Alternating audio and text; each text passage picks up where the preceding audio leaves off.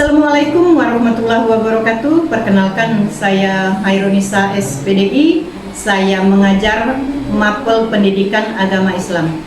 Baik, kalau kemarin kita membahas tentang bagaimana menghormati orang tua dan guru, dan hari ini kita memasuki materi tentang adab dan etika dalam menuntut ilmu.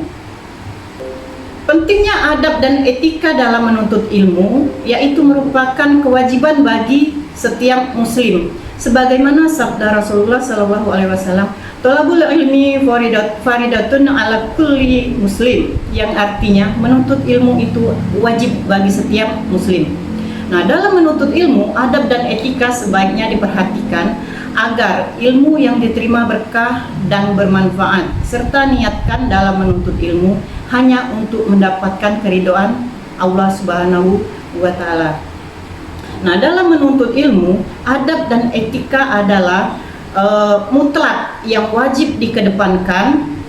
Ilmu yang diterima berkah jika kalau kita mengedepankan etika, dan ilmu yang kita dapat akan bermanfaat, serta niatkan dalam menuntut ilmu hanya untuk mendapatkan ridho Allah Subhanahu wa Ta'ala.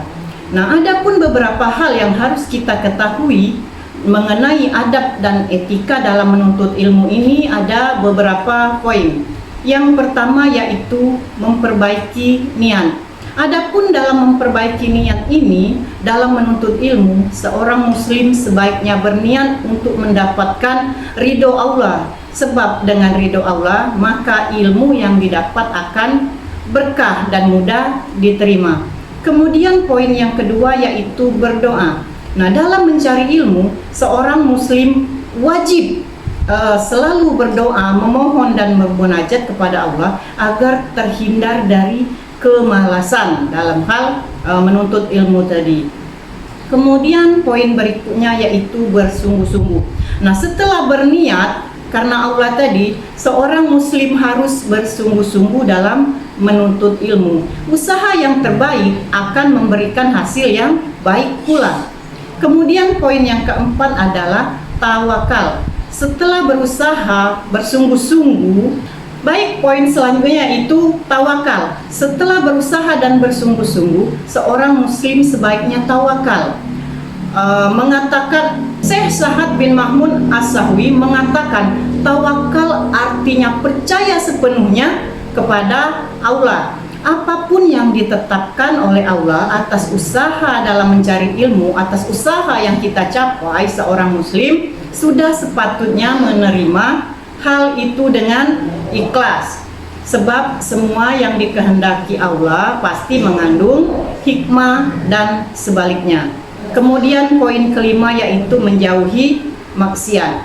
Nah, dalam menuntut ilmu, seorang muslim harus menjauhi perbuatan maksiat ini tadi agar ilmu yang didapat bermanfaat serta berkah. Maksiat juga membuat seorang sulit berkonsentrasi, kemudian sulit untuk menyerap ilmu yang disampaikan dan sulit untuk dimengerti. Kemudian poin keenam adalah berprasangka baik. Jadi seorang muslim, seorang siswa diharapkan selalu berprasangka baik atas ketetapan Allah, meskipun hasil dan proses pembelajaran yang dilaksanakan tidak sesuai dengan apa yang diharapkan. Poin selanjutnya yaitu memperhatikan materi. Baik, poin ketujuh yaitu memperhatikan materi. Agar mendapatkan ilmu dengan mudah, maka konsentrasi dengan memperhatikan guru saat menjelaskan. Poin selanjutnya yaitu memperhatikan materi. Agar mendapatkan ilmu dengan mudah, maka konsentrasi dengan memperhatikan guru saat menjelaskan pembelajaran. Maka ilmu yang didapat, materi yang disampaikan akan mudah didapat. Selanjutnya yaitu jangan ragu untuk bertanya.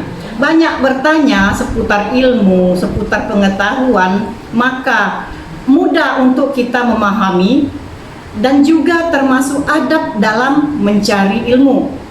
Karena dalam Al-Quran sendiri mengisyaratkan bahwa bertanya dianjurkan bagi yang tidak mengetahui saat menuntut ilmu.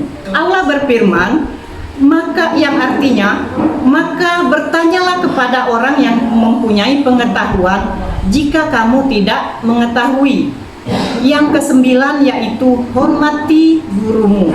Nah, seorang muslim, seorang pelajar dalam menuntut ilmu harus bisa menghormati, harus bisa memuliakan gurunya, mengerjakan perintah guru dan mengamalkan ilmu yang disampaikan. Kemudian juga tidak mencelanya ketika terdapat perbedaan pendapat. Selanjutnya yaitu mengamalkan ilmu yang dimiliki. Jadi seorang pelajar, seorang muslim yang telah menuntut ilmu dianjurkan untuk mengamalkan ilmu yang didapat, sebab jika dia tidak mengamalkan maka termasuk golongan orang yang celaka. Hal tersebut sesuai dengan sabda Rasulullah yang artinya celakalah orang yang tidak berilmu dan celaka pula orang yang berilmu tapi tidak mengamalkannya. Baik, demikian materi kita hari ini, yaitu tentang adab dan etika dalam menuntut ilmu. Semoga bermanfaat. Ibu akhiri, billahi taufiq wal hidayah. Wassalamualaikum warahmatullahi wabarakatuh.